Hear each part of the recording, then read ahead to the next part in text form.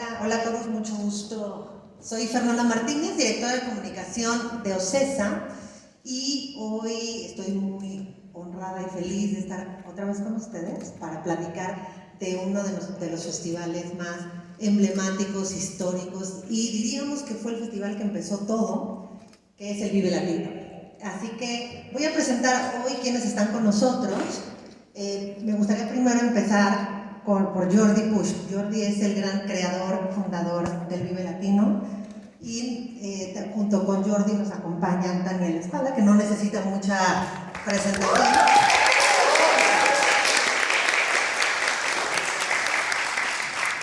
También nos acompaña Ezra Buenrostro, que es arquitecto, diseñador y uno de los grandes creativos detrás de la imagen del Vive Latino.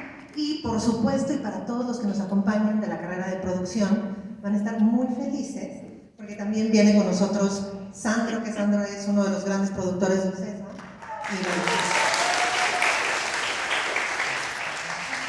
Voy a empezar por el inicio, ¿no? Pero antes de empezar, les quiero hacer una pregunta. Y si nos pueden prender un poco la luz para ver las manos que levanten de quiénes de aquí han ido al Vive Latino. No veo las luces, por ahí nos ayudan a prender un poco la luz del público. Varios. Ahí está.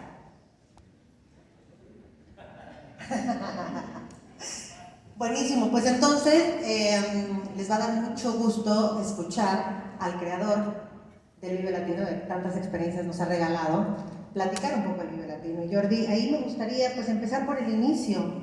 ¿De dónde, en qué momento de tu vida surgió la idea del Vive Latino? Hola. Bueno, antes que nada, muchas gracias, gracias por invitarnos aquí a su casa. La verdad es que es súper refrescante venir a charlar, a hablar un poco y a platicarles lo que hacemos, lo que nos gusta, lo que nos apasiona. Y bueno, la realidad es que para muchos de nosotros ya el Vive Latino es como una forma de vida, no precisamente premeditado y pensado en el 98.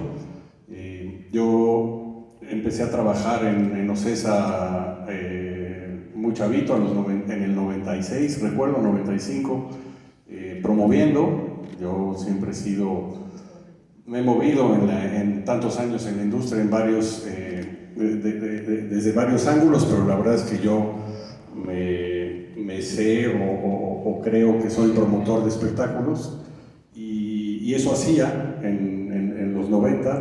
Iba y le decía a la gente que iba a ver un concierto. Siempre me ha atraído la parte artística del mundo y siempre me ha encantado la música, el diseño, la organización, y hacíamos conciertos, mucho menos de los que hay ahora. Y sin embargo el rock iberoamericano, del cual me considero fan desde siempre, no tenía la ventana que debería tener, o al menos eso considerábamos los que nos gustaban. Sí había algunos grupos que ya llenaban espacios importantes, sin embargo no había una ventana o un espacio, una plataforma importante para el rock iberoamericano. Nosotros nos enfocábamos más al rock anglo, al rock internacional, y algo de rock en español y de pop. Y en alguna ocasión, en alguna junta de programación, no recuerdo a qué artista habíamos presentado con éxito, y entonces mi jefe, Alejandro Soberón, me dijo: es que deberías de hacer más de estos. Y yo le dije: pues sí, me gustaría, pero no creo que todos llenen como llenamos ayer. Y me dijo: pues ponlos juntos, igual y si los pones juntos funcionan. Y ahí me revolucionó la cabeza. Yo había ido a algunos festivales en Europa, tuve la oportunidad de ir a algunos festivales en Europa también de mochilero, digamos. Antes de empezar la carrera me fui a viajar por Europa y tuve la oportunidad de ir a un festival en los Pirineos españoles, en España, y como que todo, más algunos conciertos que yo había visto aquí en México, y como que todo me embonó y dije: pues ¿por qué no intentamos hacer un festival? un poco para ponernos en contexto, no me dejarán mentir aquí mis compañeros que ya son veteranos, Daniela no tanto, pero nosotros ya somos más veteranos. En el 98 no había festivales, no existían los festivales en México y prácticamente en Latinoamérica. Hubo un tiempo que hubo festivales importantes en el mundo, de este lado del mundo, y luego como que pararon, ¿no? Incluido en Estados Unidos. En Europa sí siguieron más o menos los festivales, en Europa hay festivales súper emblemáticos que tienen 50 años, pero no había ese concepto. Y entonces empezamos a crear y a soñar en un festival sin saber exactamente en qué consistía hacer un festival. Y eso la verdad es que fueron tiempos muy lindos, muy bonitos, porque todavía tienes el arrojo, como seguramente ustedes lo tienen y lo tendrán, pues de hacer cosas que no estás muy seguro de qué es lo que estás haciendo. Y así fue como hicimos y creamos el Vive Latino en el 98. Éramos una generación que empezaba del lado del talento también, había grupos emergentes muy importantes ya que asomaban la cabeza de manera importante, con otros, combinamos a otros que ya habían venido, que ya se habían consolidado, y así es como empezamos el festival. La verdad es que esos 2 primeros años fueron, bueno, yo tengo muy buenos recuerdos sobre todo de eso, ¿no? De llegar a ciertas cosas o decisiones que no sabías exactamente qué tenías que hacer, pero bueno, las hacías. Ahorita decías algo importante, como que en esta mirada hacia el pasado, cómo era el país, ¿no? Y la ciudad. Y seguramente muchos de los que están aquí presentes no saben que hace más de 30 años no estaban permitidos los eventos masivos, ¿no? O sea, lo que hoy vemos cada fin de semana en un estadio GNP Seguros o en un Palacio de los Deportes, hace 30 años era impensable.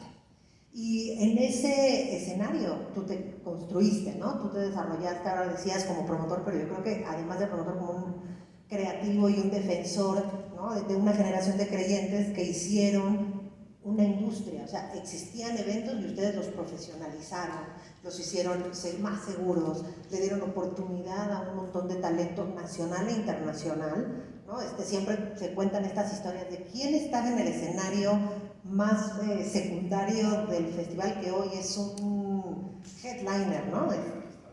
Y un poco en eso, en esta necesidad cultural que había en el país, hoy que volteas y ves esto, ¿hacia dónde te lleva, no? O sea, ¿cómo fue ser parte de esta historia? Sí, es verdad, Fer, haciendo un poco de historia, Sandro puede también complementar. Hubo un tiempo que los conciertos estaban prohibidos en la Ciudad de México, simplemente prohibidos. Nos aventamos como 14 años, quizás, sin conciertos, sí, en pequeños clubs, clandestinos, pero quizás, ¿de qué año, Sandro? Del 71 al 86, 87, no hubo conciertos en la Ciudad de México. Entonces, claro, cuando tienes algo tan contenido, llega OCESA y varios promotores, empiezan los conciertos poco a poco, y ya había conciertos, obviamente en el 98, ya había varios años de historia. El Palacio de los Deportes ya operaba, ya antes fue el Foro Sol, antes el Autódromo Hermano Rodríguez, ya había habido conciertos importantes ahí, pero bueno, la realidad es que en cuanto a festivales, pues sí, no había, y la verdad es que es muy bonito ese sentimiento ya no sabes si toda esta generación de rock iberoamericano que ustedes conocen, esta generación de Caifanes y de Café Tacuba y de Soda Stereo y esta gran generación, y después Molotov, ya uno como que no sabe si, yo siento que gracias a ellos el festival tomó la relevancia que tomó, pero bueno, un poco también el festival ayudó a que esta generación tomara la relevancia que tomó, ¿no? Entonces al final es una retroalimentación súper bonita que ya no sabes cómo crecimos, si esta retroalimentación que hubo, y a partir de ahí ya fue cuando se generó todo el movimiento del festival y la generación de otros festivales en el continente. Y hay una cosa alrededor de los festivales que yo creo que le debemos agradecer al Vive Latino como el papá de todos los festivales, ¿no? O sea, yo pienso que cualquier festival que hoy en día sale a la promoción y a la venta, alguien en ese festival alguna vez trabajó en el Vive Latino. Y una de las cosas es la experiencia, más allá de la música. Un festival, y todos los que han ido a un festival lo saben, hablan de la conexión con la comunidad. Y en este sentido, ¿cómo construyes una comunidad que dura más de 25 años atenta a ti? La clave para el equipo, afortunadamente tenemos un equipo, Sandro entre ellos, yo, Erra lleva 11 años trabajando en el festival, tenemos muchos años haciéndolo, y como que todos tenemos claro qué es lo que tiene que cambiar de un evento para que tu marca tenga, digamos, huella y se mantenga en el tiempo, y qué es lo que no tiene que cambiar. Yo siempre esa la tengo, o sea, siempre la tengo muy presente. ¿Qué es lo que no debes de cambiar? Y sin embargo llega un momento que la frontera se acaba y dices, no, esto tiene que cambiar para volverse fresco. Y tienes que exactamente detectar dónde está esa línea de lo que te quedas y sigue. Hay cosas ya se vuelven cosas hasta medio de, o sea, que no son tan reales, pero por ejemplo yo nunca cambiaría el título del póster del festival, tiene 26 años y dice Festival Iberoamericano de Cultura Musical. Ustedes saben que el arte cambia cada año del festival, cada año buscamos algún artista emergente que proponga y lo cambiamos todo. Ese renglón de arriba nunca cambia y espero que así siga, ¿no? Entonces es importante tener claro eso cuando ya trabajas con algo que tiene mucho tiempo. ¿Cómo son las decisiones? Vamos un poco ya con lo operativo, ¿no? Con la operación año con año. ¿Cómo empieza en el año 1 el festival del siguiente año? O sea, hoy en día, ¿cómo podrías decir por dónde empiezan las decisiones que uno debe tomar para construir un festival que además pues, ya está construido, ¿no? Más bien es como la siguiente edición. Lo más importante de un festival, y en este caso del Vive, pues es la curaduría artística, son los artistas. Sin el talento de un artista, pues no podemos hacer el festival que hacemos. Nos preocupamos mucho en todo lo demás, en una experiencia bonita. El equipo de Erra hace 10 años se encarga de construir un festival estético, de hacer una bonita experiencia, porque la gente pasa ahí 10 horas, 12 horas, 2 días. Pero por donde empiezas es en la curaduría artística, ¿no? Hubo un cambio importante en la programación del festival que no nos costó ningún trabajo honestamente, que fue meter e invitar a artistas que no cantaran en español. Esta siempre es digamos, ahí una pregunta, ¿no? Que siempre no nos costó ningún trabajo. El Vive Latino en su momento sí fue para ponerle una plataforma interesante a los artistas iberoamericanos, pero no iría con las ideas del festival el hecho de decir, no, estos hablan inglés, no los invitemos, al contrario, enriquece más la propuesta, pero sí la hicimos como de manera como más orgánica, más natural. Ok, ¿quieres venir? Estás cordialmente invitado, pásale y disfrútanos, pero desde nuestro punto de vista, digamos, mexicano, iberoamericano. Pero es la programación la que manda y con lo que empezamos. Ya después está toda la parte de logística, de producción, y algo que puedo comentar de la curaduría artística. Nosotros intentamos, el festival intenta alimentar el cartel, los 80 artistas que tocan, desde todos los ángulos. No empezamos de arriba y luego vamos para abajo. No, pues que toque Guns N' Roses y luego ya todos los demás, que toque Lenny Kravitz y ya todos los demás, que toque Gorillaz y no. A nosotros nos gusta quién va a estar abajo, quién va a estar en medio, quién es el artista que regresa, quién es el artista urbano, quién es el artista nuevo, quién es el de catálogo. Nos gusta ir llenando como celditas desde todos los ángulos, es lo que tratamos de hacer. Hay una parte, un paquete de decisiones estratégicas que tienen que ver con, ahora mencionamos, ¿no? Logística, seguridad, transporte, esa cosa que pareciera que no son las decisiones sexys de un promotor, ¿no? Y que son una parte importante. ¿Esas cómo las administras? Tenemos la fortuna de trabajar en un equipo muy sólido, o César, el trabajo de espectáculos en vivo es un trabajo como muy serio, ¿no? Al final del día parece pues, lúdico, artístico, etc. Sí lo es, pero también es muy serio y la manera de hacer una industria, que ahorita comentábamos atrás, pues qué bueno, primero que haya que esta industria se ha vuelto más académica, que ya hay personas como ustedes que se interesan y que estudian esto, y dos, que ya hay una industria, y hay una industria porque se hacen las cosas de manera más seria, y para hacer esto necesitas equipos que se enfoquen en los distintos ángulos de organizar un evento masivo grande e importante, y entonces es tener equipos eficientes y equipos dedicados, y que cada uno se preocupe por lo que sabe hacer, que es la seguridad, la operación, la producción, los alimentos y bebidas. Son varias células dentro de una célula. Uno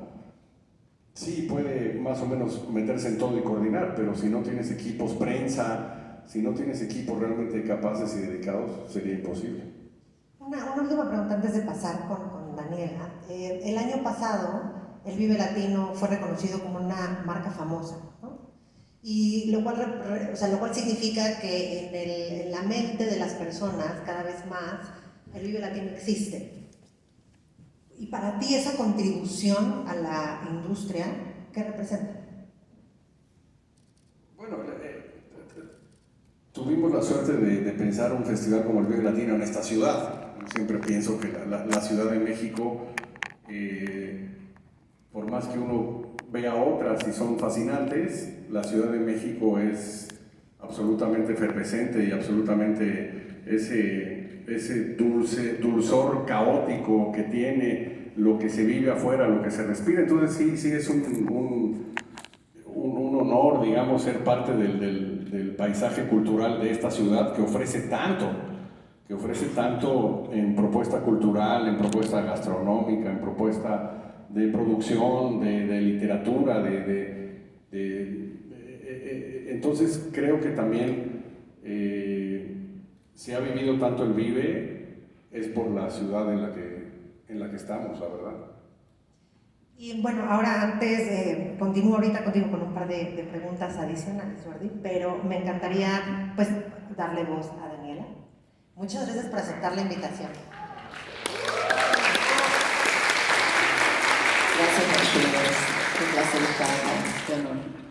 Vienes de presentaciones súper exitosas y que además te vas a presentar en el Vive Latino y con un ejército de fans que siempre te apoyan y que están atrás de ti. ¿Qué representa para ti estar en el Vive Latino en esta edición, Dani?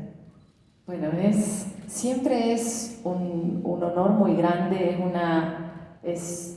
una de las mejores noticias del año cuando te confirman que vas a entrar al Vive. Es un festival, yo recién le contaba a Jordi, cuando yo vivía en Argentina todavía seguía la transmisión de Vive Latino, que en ese momento la hacía Reactor por radio y yo me conectaba y la seguía, y he soñado con participar en este festival desde ese momento. Y he tenido la suerte de que el Vive me ha acompañado también en todo el camino de mi música y de mi carrera.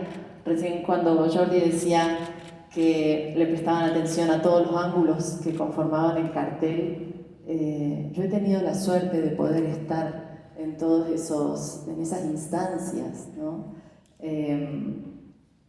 He recorrido un camino con el que siempre he soñado, como cuando yo llegué, presentarme en un lunario era todo un sueño y de repente sucedió, y Metropolitan, después el Auditorio Nacional, el año pasado en el Palacio de los Deportes, y el Vive me ha acompañado en ese camino también, dándome espacios y escenarios donde yo he podido presentarme en cada una de esas instancias de mi carrera.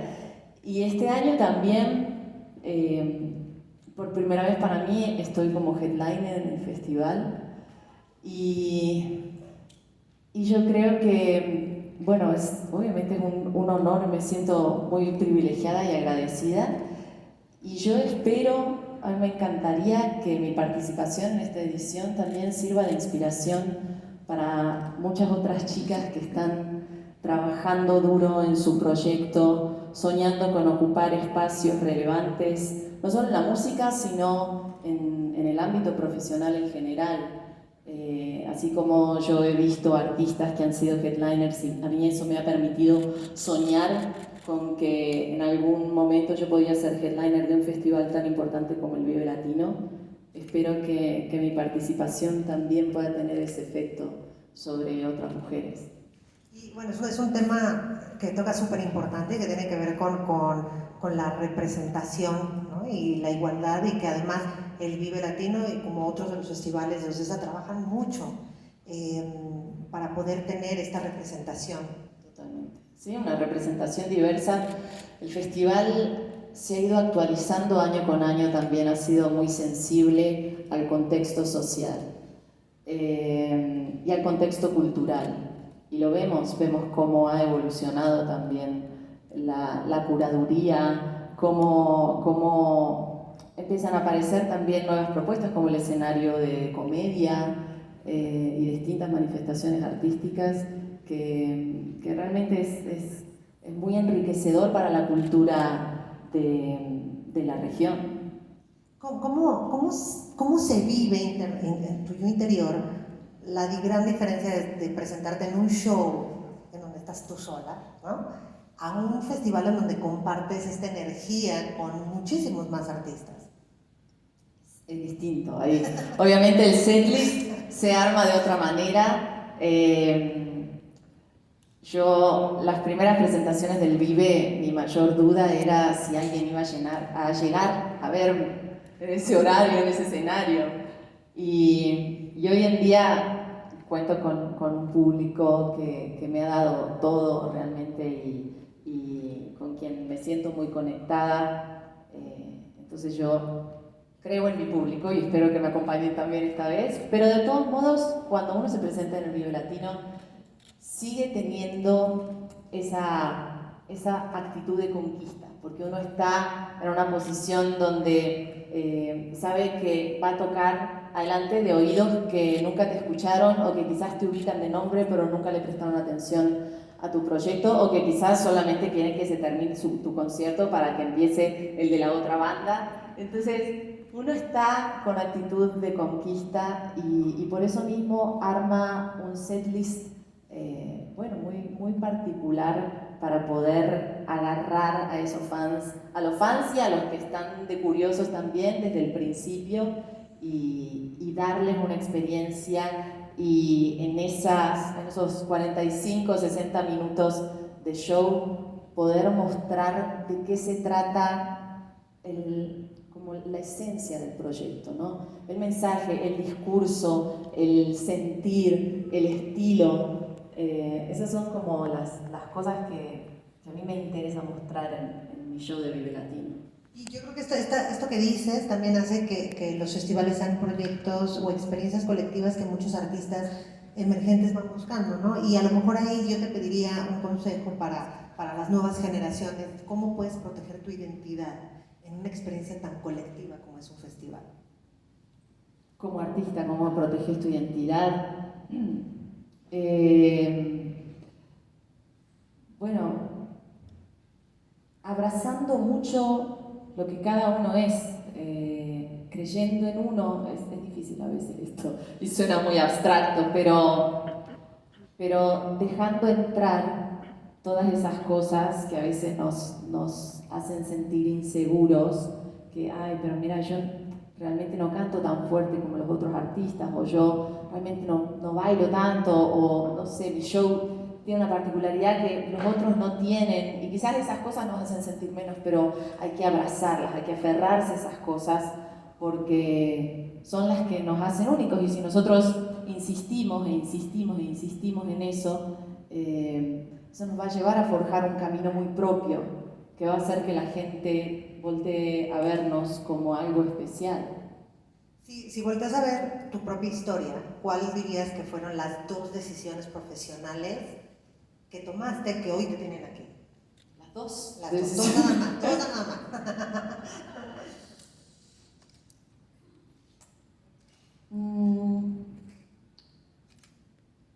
Por un lado, dejar las excusas de lado, no pensar que por no tener en su momento, en un momento yo me quedé sin management, sin nada, y no victimizarme en eso, ¿no? Yo veía un montón de artistas que solos estaban haciendo sus giras y dije, bueno, yo también lo voy a poder hacer.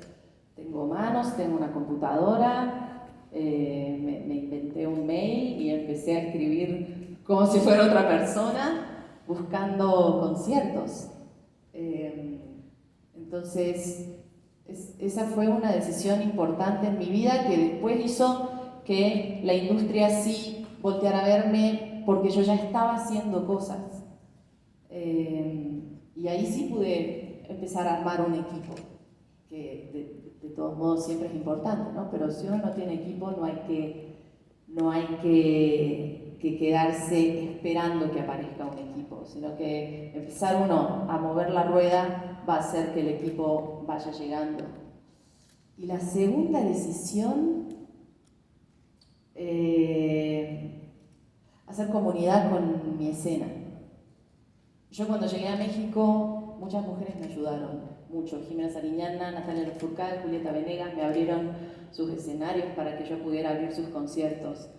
Y creo que, bueno, el proyecto que estoy haciendo con este man, un poco es eso, representa la unión de 2 artistas que forman parte de una escena, y nosotros somos muy unidos con la escena bueno, que nos ha visto crecer y que sí, de la que hemos aprendido también.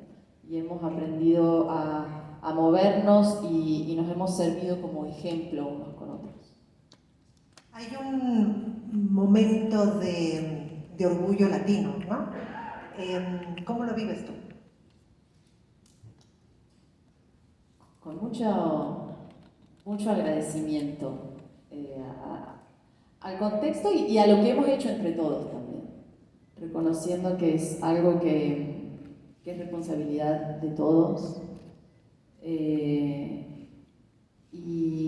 y con responsabilidad también, sabiendo que ahora tenemos una plataforma más grande y es importante hablar fuerte sobre las cosas que nos importan, visibilizar las injusticias que todavía están sucediendo, visibilizar las cosas que tienen espacio todavía para mejorar.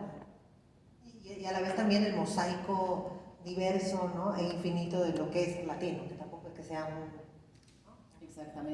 Exactamente, sí, mostrar que en Latinoamérica no solo hacemos reggaetón, ¿no? Y creo que el Vive Latino en eso también ha levantado una bandera, si bien es muy diverso el cartel, también ha mostrado no siempre lo mainstream, ¿no?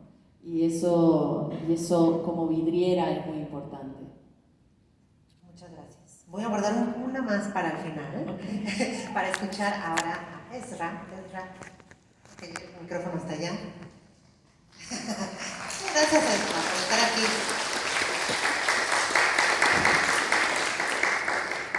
Ya que Jordi dijo que también eras uno de los veteranos, pues empecemos a platicar un poco bueno, haces muchas cosas en el Vive Latino, pero si pudieras resumir en pocas palabras cuál es tu gran función, tu gran rol dentro de la organización del Vive Latino, ¿cómo la definirías? Bueno, yo llevo 11 años en el Vive Latino, fui invitado por pues, un amigo y tal vez mi maestro, que es un diseñador de producción que se llama Antonio Nuño Hierro, pero con él llevo 25 años trabajando haciendo películas, entonces pues se mezclan muchas cosas. Y hay un equipo de creativos, Jordi, Toño, Alan, ¿no? Que siempre, Jordi por ejemplo empieza como por buscar un artista, alguien que resuene para hacer el cartel, y del cartel ya nosotros hacemos lo que en cine se llamaría, digamos, el departamento de arte, aunque es una palabrota, es el departamento de arte del Vive Latino. ¿Y qué es lo que hacemos? Principalmente tratamos, como en muchos festivales siempre hay que darle cabida a todas las marcas y demás, pero tal vez en mi percepción de los festivales en México, el Vive es el único festival que tiene una huella mucho más cuidada y que trata realmente de tener una identidad y que sea reconocible. Por lo general, cuando te mueves en el Vive tiene una peculiaridad que no siempre fue así. Es decir, a mí me contaron, pero Jordi me puede dar un zape si no, pero a mí me contaron que en el primer Vive Latino, por ejemplo, se había acabado la cerveza, ¿no? O sea, porque siempre ha habido problemas, ¿no? Y cosas, en fin. Pero el Vive con los años ha encontrado una manera, creo yo, que refleja mucho la ciudad. ¿A qué voy rápido con esto? Si tú haces un festival en medio del bosque o en cualquier cosa, pues la gente, ¿qué va a hacer allá? Pues un rato se va a descansar, a meter de campaña, lo que sea, pero el Vive es muy chilango y es muy urbano.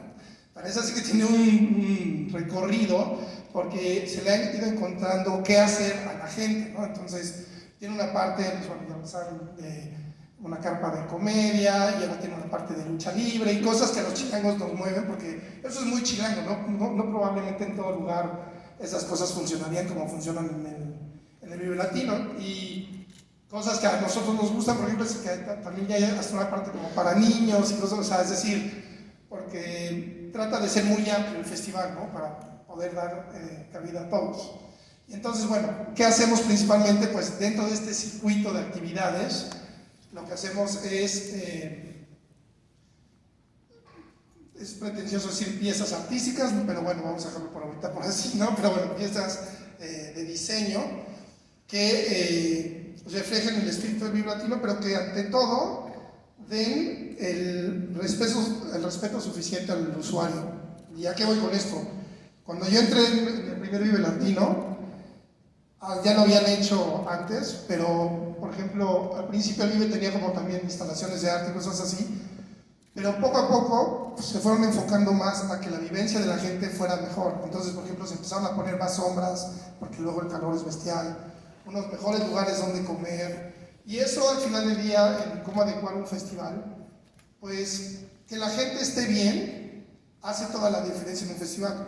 No sé si aquí algunos han visto esta historia que hubo de Woodstock 99, que fue un festival que fue terrible, y tenía un gran line-up, y tú puedes tener lo que quieras muy bien, pero si no tienes de repente el espíritu por cuidar a la gente, que la gente se sienta bien, pues se puede salir de las manos, puede ser una experiencia muy fea, y eso a mí me parece que es genial justo el cuidado que busca el Vive, a que la gente pues, pueda, primero tenga cosas que hacer, cosas que entretengan, y desde donde nosotros trabajamos, pues cosas que más nos gusten a nosotros, pues sí, visualmente, artísticamente. Así. A ti te toca como de pronto poner un montón de piezas en el tablero, ¿no? Y me gustaría un poco que nos cuentes cómo dibujas todas estas experiencias pensando en algo que el Vive tiene muy adherido al ADN, que es el impacto social, ¿no? Junto con estas nuevas formas de sostenibilidad, pero también de seguridad y de lo que las nuevas generaciones van exigiendo de experiencia. ¿En dónde entra la comunión de todos esos factores? Yo creo que la manera más fácil de ejemplificar eso es a través, por ejemplo, porque hablar de todas las piezas es un poco abstracto, pero puedo tal vez llevarlo un poco al escenario principal, ¿no? Por ejemplo. Entonces, el escenario principal, pues, siempre hacemos unas piezas, ¿no? Que, bueno, cuando yo llegué apenas sí tenía, digamos, unas impresiones, y luego poco a poco le fuimos haciendo esculturas, o luego las esculturas nos dimos cuenta, las esculturas tienen que ser inmensas, o también tienen que ser ligeras, pero al principio, pues, no fueron lo más ecológicas, vamos a decirlo, ¿no? Entonces ahí tienes que cambiar, y entonces luego logramos unas esculturas, mucho más ligeras, más de papel, y ya tratando de usar otros materiales. Pero luego esto al mismo tiempo tiene que ver todo con con cómo vivir el concierto de la mejor manera. ¿Ya que voy con esto? Tú tienes el escenario principal y de repente tienes la boca del escenario, y entonces en estos primeros escenarios en que tú tuvieras una pantalla que te acompañaba, que al principio era pues, más o menos, bueno, no esto, pero digamos, tal vez 2 veces esto, ¿no? Pues eso era una vivencia, pero el Vive va avanzando para que la vivencia sea cada vez mejor. Entonces, ¿qué ha ido pasando? Pues nuestras estructuras se tuvieron que poner más grandes, las tuvimos que poner con luz adentro, y eso hizo que el escenario, en vez de sentirse chiquito, cada vez se fuera haciendo más grande, y de hecho se ha hecho mucho más grande. O sea, el primer video, yo diría que tal vez ahorita somos en el escenario principal, es una escala tal vez hasta 3 veces más grande que el primero, ¿no? De hace 11 años. Y luego también esas cosas cambian, la tecnología cambia, y la vivencia de ver a tu artista, pues por ejemplo, nosotros en vieja escuela, pues pantalla nunca había en nuestros conciertos, ¿no? Y entonces todo era imaginarte, estamos acostumbrados, pero estas generaciones que viven con, ¿no? Mucho con imagen y pantallas y demás, pues claro, es chistoso con la pantalla, cada vez se come y se come más y más, y entonces de repente en realidad la pantalla ha ido creciendo, y entonces no es por tecnología nada más, por decir así, no, es simplemente porque la vivencia de cómo la gente vibra viendo en una pantallón al artista, pues cambia realmente cómo se vibra el momento, ¿no? Tú estudiaste arquitectura, ¿cierto? Yo soy arquitecto. Y cuando estudias arquitectura decías, quiero hacer los escenarios más grandes, así, o ¿cómo llegaste al entretenimiento en vivo? Creo que le pasa lo mismo que a muchos que yo estaba estudiando arquitectura y de repente un día estaba viendo una película, y cuando vi una película de pedir no puede ser, me equivoqué, y ya estaba en el último año, y me puse a trabajar como arquitecto, pero bueno, luego cuando regresé a México, porque en fin no importa, el caso es que me habló ahí Toño Muñoz Hierro, me habló para hacer una película, y ahí hice mi primera película. Y entonces a mí siempre me movió mucho la escenografía y me movió esta manera de... Y lo bueno es que he tenido la oportunidad de, pues, en el tema de la arquitectura efímera, por así decirlo, he podido viajar la verdad es que en muchos ámbitos muy diferentes. Nunca, y esto no lo digo porque yo de aquí, de verdad, oye, nunca imaginé que me iba a poder tocar, hacer conciertos, pero ya después de vivirlo, si pudiera escoger, yo me quedaba con conciertos. yo sí podría dejar otras. Digo, hay que hacer de todo y está padre, pero los conciertos tienen una cosa como muy, pues sí, una energía muy diferente, ¿no? ¿Trajiste algo para presentar? No sé si... O sea, sí, pero si quieres, o sea, como dices, bueno, es que son un montón de fotos, pero era más que nada para que vieran un poco, si cambio. nos ayudan a irla cambiando para que el público la pueda ir viendo. Nada más déjame ver dónde está la foto. Bueno, este era el primer Vive. Voy a pasarlas muy rápido porque son millones, perdonen, ¿no? Todo tu... Ahí se ve el joven Jordi, de hecho, miren. Pero bueno, el caso es que esas piezas, ahí está Toño. El primer Vive en el que llegamos pues estaba en obra, ¿no? En foro, y entonces pues teníamos que desdibujarle toda la obra, ¿no? Que me volteé. Y luego pues hay muchas piezas que hacemos pues en taller, y luego las tienes que ir a montar a Vive, porque en el tema de la arquitectura efímera pues nunca te dan más de una semana para montar, ¿no? Entonces todo lo tienes que ir haciendo en otros lugares. Pero bueno, este era el segundo. Perdón, porque normalmente hay shows ahí, ¿no? Entonces tu ventana te... No, y cambia, nos ha tocado que tenemos que cambiar el escenario de un día al otro, porque al otro día viene alguien más y tenemos que bajar el escenario completo, y en fin, ¿no? Pero bueno, voy a pasar muy rápido. Pero estos eran espacios del Vive que poco a poco se fueron adecuando, y este tipo de piezas que les estoy enseñando pues son cosas que poco a poco empezaban a aparecer para esto que les decía, de darles más lugar a la gente donde estar. Pero bueno, de repente hacíamos este tipo de piezas que le llamamos el entregradas, que lo tenemos año a año, ¿no? Y bueno, en fin, les voy a pasar muy rápido, perdonen ustedes. Está bien, sí, yo te voy a ir haciendo otra pregunta, y tiene que ver con cómo puedes balancear entre tu lado creativo con la otra parte de presupuesto, de administrar equipos tan grandes, de un evento tan masivo y efímero, ¿no? ¿En dónde queda? ¿Cómo proteges la parte creativa? Al principio llorando. No, ahora con los años te va dando... No, la verdad tiene que ver, porque también dentro del equipo, o sea, somos millones, y tiene que ver mucho con los equipos que vas conociendo y que vas trabajando. En el Vive de repente conoces uno, por poner un ejemplo, pues de repente trabajamos con un grupo de escultores, pero de repente esos funcionan, de repente no, entonces te vas buscando y vas moviendo, ¿no? Pero sí, creo que la parte del presupuesto siempre es muy limitante, pero también nos ha llevado a experimentar mucho, ¿no? O sea, por ejemplo, esto que no limitante en el sentido de que siempre quieres hacer un montón, ¿no? Es decir, claramente nos cuidan al Departamento de Arte en el Vive Latino, pero si hay un momento donde de repente es así de, uno también quiere hacer más y más y más grande, pero por ejemplo estas primeras esculturas que ven aquí pues estaban hechas de otros materiales, a comparación de las últimas, que pues ya son, ¿no? Pues ya de papel y en fin, perdonen todos que vaya así de rápido. Pero la otra cosa porque esto va pasando como año por año, ¿no? De repente.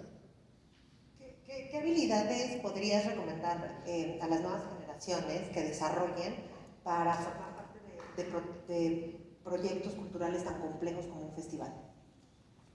A mí, lo que pasa es que sí creo que arquitectura, no estoy recomendando la arquitectura, pero solo estoy poniendo ejemplo. Porque ya es una carrera completa para pues tampoco se trata de eso. Pero lo que creo que sí es bonito, creo yo que en el mundo en el que vivimos, algo que a mí me gustó de arquitectura con el tiempo, viéndolo en retrospectiva, es el hecho de que te abría como muchos caminos, ¿sabes? O sea, había, no solo por las típicas de la Academia de Arquitectura y Paisaje, arquitectura, en fin, efímera y demás, pero creo que para este tipo de cosas, o lo que yo trabajo, acercarse siempre a lo manual, a los tectums, les llaman, ¿no? O sea, a los oficios, siempre es muy, muy, muy bueno, ¿no? Hay mucha gente, de nuevo, que yo de repente he conocido ahí en el Vive, que son geniales, y no tienen una carrera además, pero son gente que son unos genios con las manos, ¿no? O sea, pero desde el punto de vista de la academia, porque al final ya estamos en la universidad, ¿no? Creo que tiene que ver más una cosa de poder lidiar con la frustración y la pasión. Es bien difícil, pero también va un poco de eso, porque es fácil ahorita mostrar todo esto y decir, bueno, sí que bueno, pero la verdad es que todo lo que lleva a todos nosotros llegar a donde estamos, pues sí, nosotros ya estamos grandes y tomó su camino, pero nos llevó también mucho tiempo al principio, como, ¿no? Poder pelear y llegar. Que es la línea de lo que hasta el momento han dicho, ¿no? La parte de ser persistente tiene que ver con cómo aguantas la frustración y pones la pasión por encima de esa frustración. Y bueno, ahí, si quieres ahí deja ahorita te hago un par más de preguntas. Y ahora quiero hacerle algunas preguntas al doctor Sandro Arellano. Doctorante todavía. Bueno, doctorante, pero ¿sabes por qué lo digo? No nada más porque merece muchísima felicitación el ser un doctorante, Sandro, pero también porque la gente podría pensar, ¿no? Que en una industria como en la que trabajamos, el estudiar, el especializarse, el volverse un mentor y un constructor de nuevas generaciones no tiene cabida. Y ahí me gustaría un poco ver cómo lo vives tú, o sea, en qué punto esta hiperespecialización se ha vuelto un eje rector en tu vida. Gracias, bueno, gracias también a todos los que nos invitaron. Iniciaría diciéndote que la responsabilidad que traemos, gente como Ezra, como Jordi, como un servidor, nuestra responsabilidad es pasar la estafeta. Sería muy engañoso decir que nos vamos a ir sin pasar el conocimiento. Al contrario, nosotros nos hemos apoyado de una infinidad de gente, como esa gente se ha apoyado a nosotros. En el 93, cuando yo entré a OCESA, éramos 9 personas en el departamento de iluminación, eran 8 personas en el departamento de audio. Para que entiendan, cuando hicimos el primer Vive Latino en el 98, éramos 11 personas de iluminación, 12 personas de audio. Ahora les puedo decir que en el Festival Vive Latino 2026 van a ser más de 110 personas en el departamento de iluminación, van a ser 90 personas en el departamento de audio para tener todos los servicios, porque no solamente nos enfocamos en los escenarios, también hay otros nichos que tenemos que atender. Entonces, profesionalizar nos va a llevar a tener mejores personas, mejores estudiantes que van a poder desarrollar un mejor servicio o un mejor producto. El Vive Latino es el único festival que se realiza dentro del Estadio GNP Seguros, lo cual es histórico, lo hace emblemático. ¿Y qué tan retadora es la producción?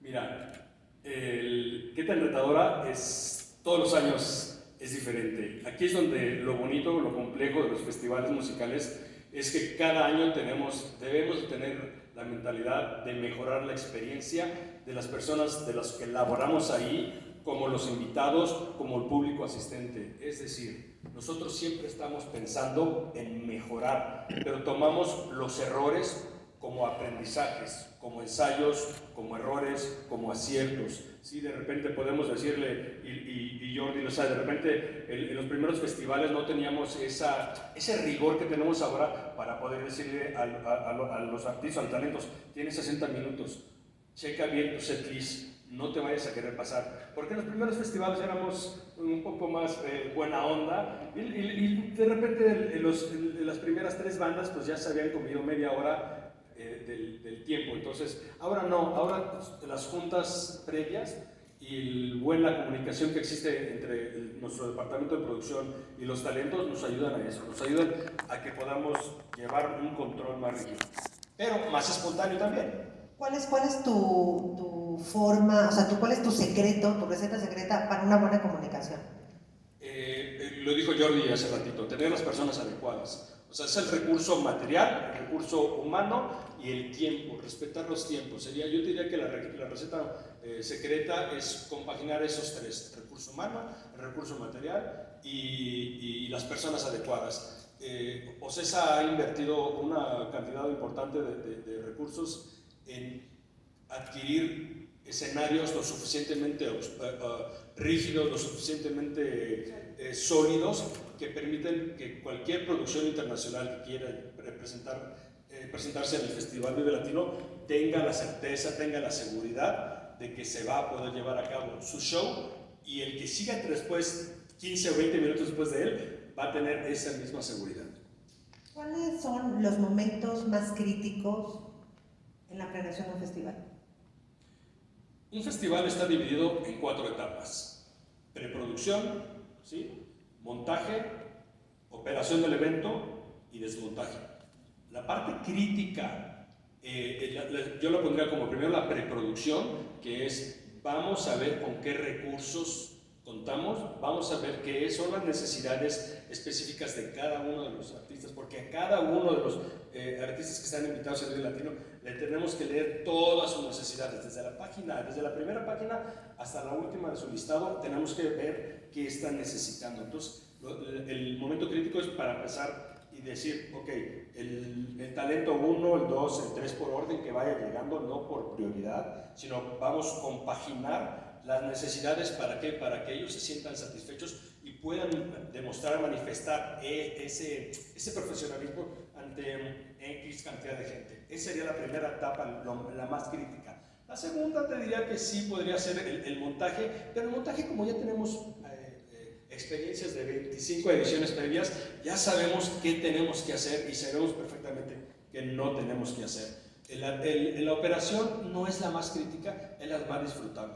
O sea, de repente me dice la gente, es que no sabes saberlos cuando estoy en una oficina de producción y tratamos de estar como flotando.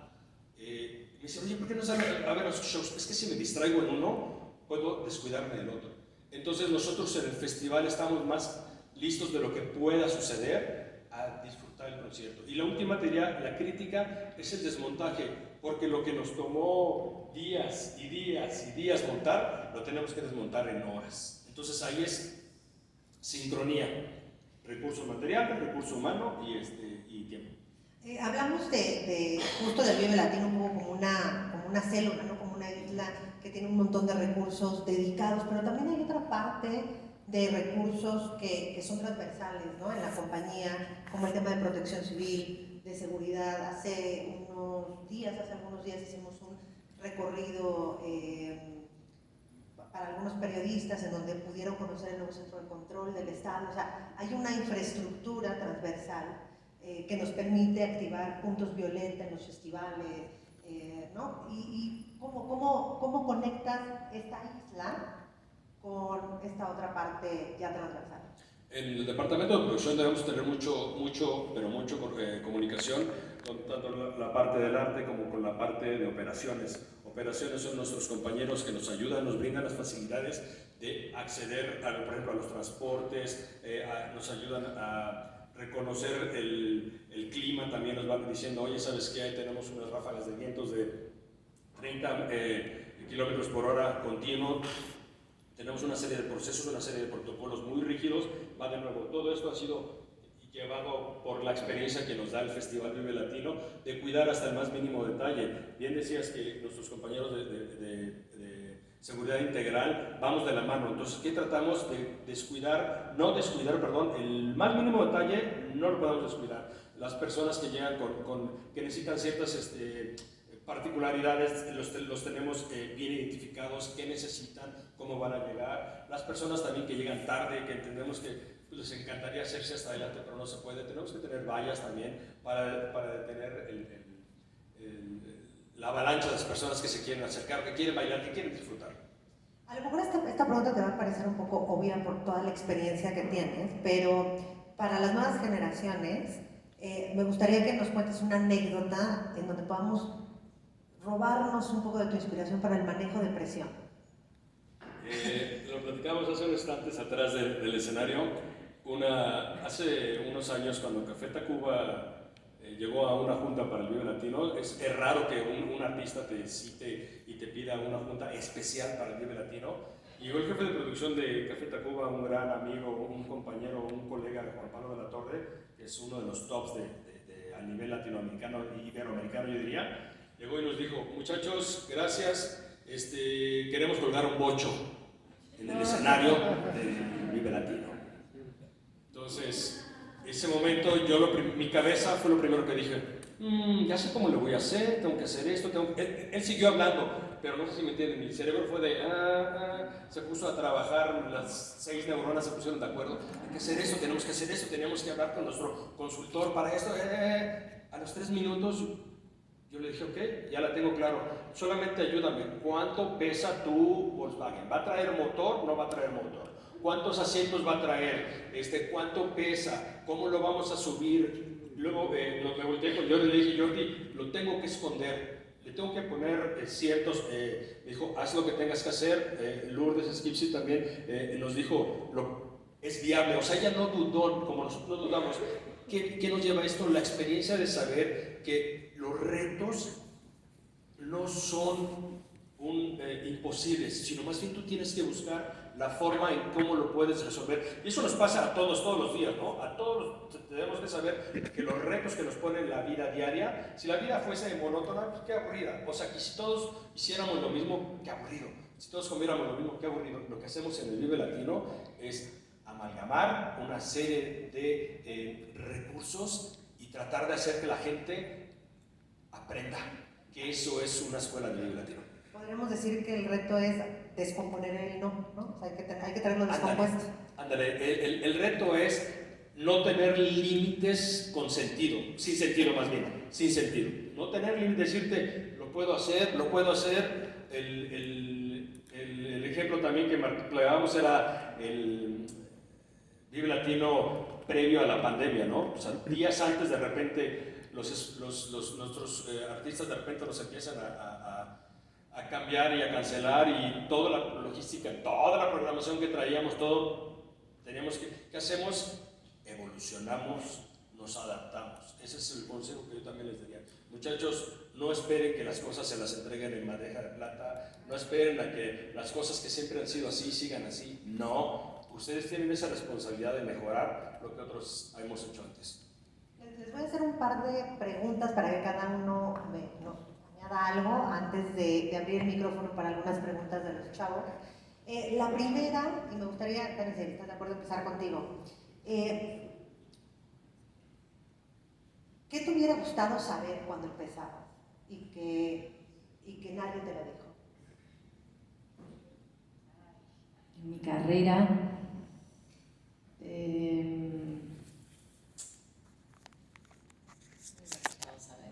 se puede construir. Y eso lo fui aprendiendo con el tiempo. Y lo fui aprendiendo a medida que lo hacía. Y obviamente cuando uno no sabe, tiene mucho miedo.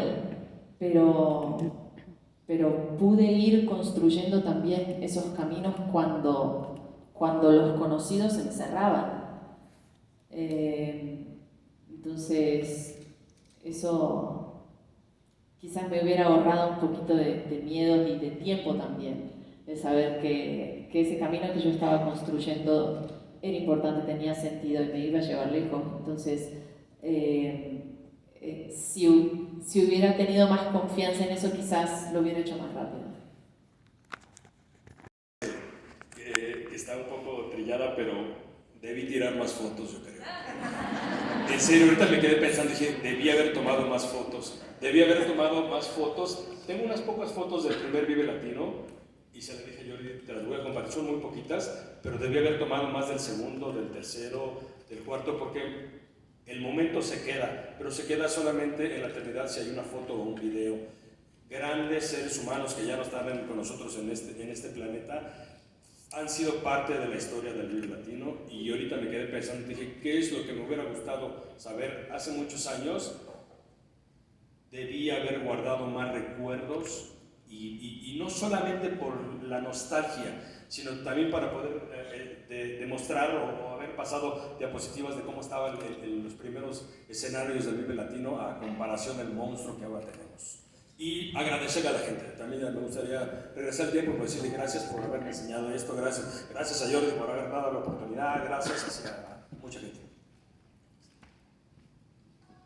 Pues yo coincido con ambos, definitivamente.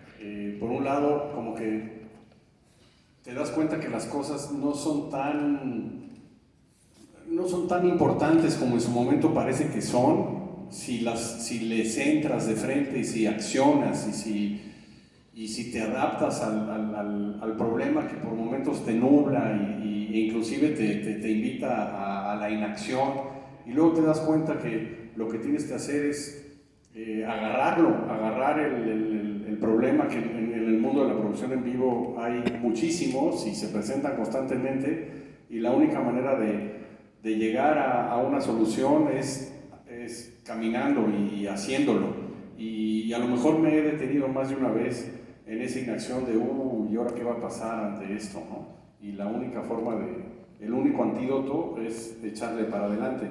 Y sí, la documentación de lo que uno hace a veces es importante. El Vive tiene un acervo muy grandote, muy importante, que algún día ojalá podamos hacer un documental, una serie, pero sí, por ejemplo, todo lo que se ha construido, que al final es arte efímero, porque eso es el diseño de producción, por ejemplo, de las series, de las películas, de los conciertos. Me hubiera encantado guardar todo lo que se ha creado en el festival. Los primeros años le metimos mucho a la pintura, al graffiti, por ejemplo. Me encantaría conservar alguno de los grafitis que hicimos. Me gustaría conservar las instalaciones artísticas que se hicieron, que eran activaciones que la gente jugaba, y pues obviamente son efímeros y ya no están, pero me imagino que ese es parte también de la vida, ¿no? Yo creo que yo me quedo más con una sensación de lo que si me dijeran que sabría antes o que hubiera venido bien saber desde antes. Creo que las cosas se dieron de una manera justo porque no lo sabía, digamos, ¿no? Es decir, creo que la incertidumbre fue lo que me mantuvo seguir echando para adelante y buscando cosas que me han tocado vivir. Como que si alguien te hubiera dicho, no, sí vas a hacer esto y esto, como que pierde cierto interés. Esto es un poco paternal, porque es un poco como lo que le digo a mi hijo, ¿no? O sea, es como, tienes que dejar que estas cosas te sucedan, y qué bueno que no tenemos las respuestas, y qué bueno que no lo podemos planear, porque en realidad es súper cursi lo que voy a decir, pero sí creo que se trata de corazón.